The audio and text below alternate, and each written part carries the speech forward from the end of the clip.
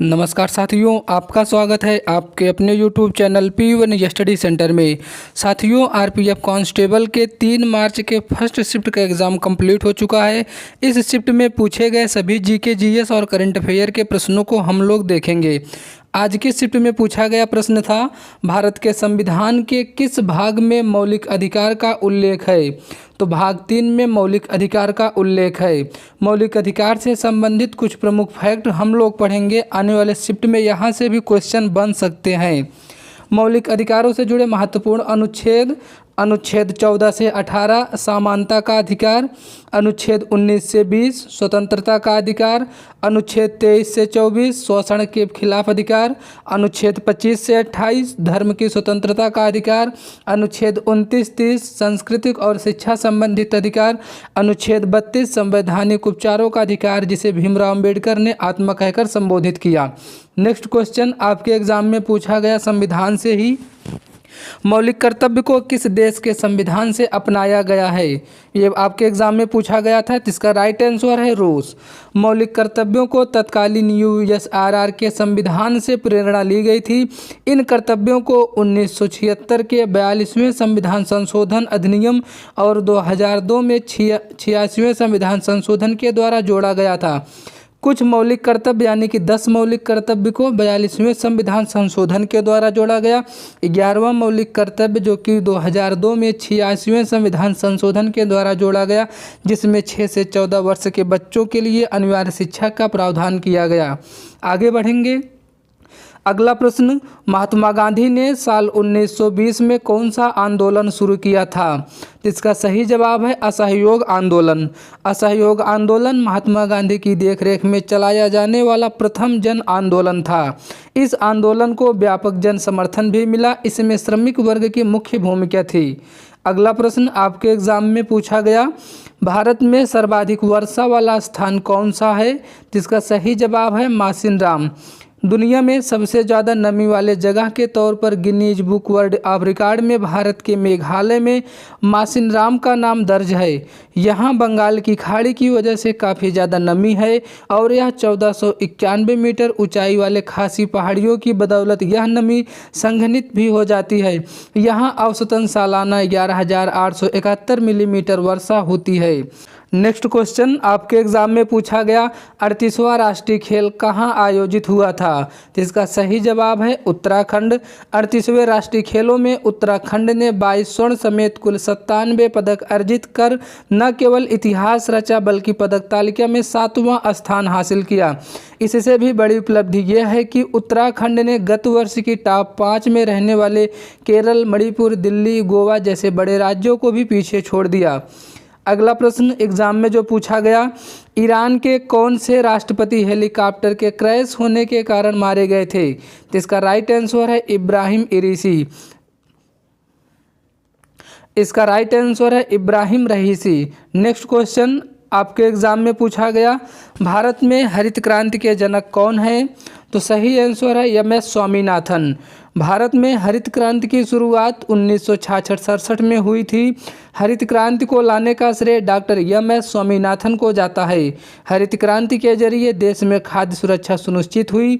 हरित क्रांति के कारण भारत दुनिया के प्रमुख कृषि देशों में भी शामिल हुआ। हरित क्रांति के दौरान गेहूं, चावल जैसी फसलों की उच्च उपज देने वाली किस्मों को अपनाया गया। अगला प्रश्न, उड़ीसा के पुरी शहर में स्थित प्रसिद्ध जगन्नाथपुरी यात्रा हिंदू कैलेंडर के महीने में कब आता है? तो इसका सही जवाब है आषाढ़ महीने में। कल के शिफ्ट में भी जगन्नाथपुरी मंदिर से संबंधित क्वेश्चन पूछे गए थे। हर वर्ष उड़ीसा के पुरी में भगवान जगन्नाथ की रथ यात्रा का विशाल और भव्य आयोजन किया जाता है।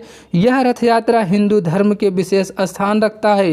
हिंदू पंचांग के अनुसार हर साल आषाढ़ माह के शुक्ल पक्ष के द्वितीय तिथि पर विशाल रथ यात्रा निकाली जाती है। फिर आषाढ़ माह के शुक्ल पक्ष की 10वीं तिथि पर इसका समापन होता है। अगला प्रश्न पूछा गया बीआरओ से, सड़क सीमा संगठन बीआरओ की स्थापना कब हुई थी? तो इसका सही जवाब है 1960 में। बीआरओ की स्थापना 7 मई 1960 को हुई थी। यह भारत का एक सड़क निर्माण कार्यकारी बल है। यह भारतीय सशस्त्र बलों को सहायता करता है। यह रक्षा मंत्रालय के अधीन काम करता है। आपके एग्जाम में आने वाले शिफ्टों में यह क्वेश्चन बन सकता है, बीआरओ किसके अधीन काम करता है? तो बीआरओ रक्षा मंत्रालय के अधीन वर्क करता है। बीआरओ का आदर्श वाक्य भी आपको याद रखना है, श्रमेण सर्वम समध्यम।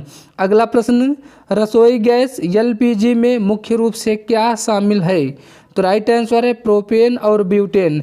एलपीजी में मुख्यतः प्रोपेन और ब्यूटेन गैसें होती हैं, जबकि प्राकृतिक गैस में मुख्यतः मीथेन और इथेन गैसें होती हैं, जो अपेक्षाकृत हल्की गैसें हैं। अगला प्रश्न, यूनेस्को से संबंधित यूनेस्को की अमूर्त सांस्कृतिक विरासत की सूची में कौन सा मेला सूचीबद्ध किया गया?